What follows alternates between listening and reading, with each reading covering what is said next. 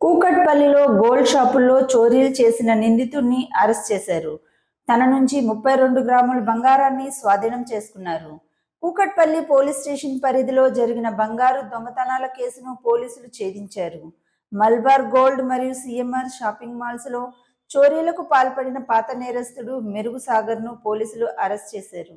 జనవరి, ఫిబ్రవరి నెలల్లో జరిగిన ఈ దొంగతనాలపై దర్యాప్తు చేపట్టిన పోలీసులు నిందితుడిని పట్టుకొని అతని వద్ద నుండి సుమారు 32 గ్రాముల బంగారు ఉంగరాలను స్వాధీనం చేసుకున్నారు.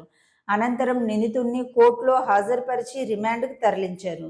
ఈ కేసులో ఇన్స్పెక్టర్ కె వెంకట సుబ్బారావు నాయకత్వంలో ఎస్ఐలు నరసింహ, రామకృష్ణ మరియు క్రైమ్ సిబ్బంది చాకచక్యంగా పనిచేసి నిందితుడిని పట్టుకున్నారు.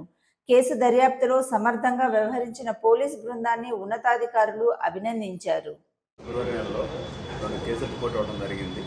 ఆ కేసులు ఏంటంటే సిఎంఆర్ మాల్, మల్బార్ గోల్డ్ షాపుల్లో ఒక అతను వచ్చేసి ఒక ఫేక్ రింగ్ పెట్టి ఒరిజినల్ గోల్డ్ రింగ్ తీసుకెళ్ళిపోతున్నాడు. దాని మీద కేసు నమోదు చేసుకుని అక్కడ సీసీ ఫుటేజ్ ద్వారా ఎవరైనా చెప్పి ట్రేస్ చేయడం జరిగింది.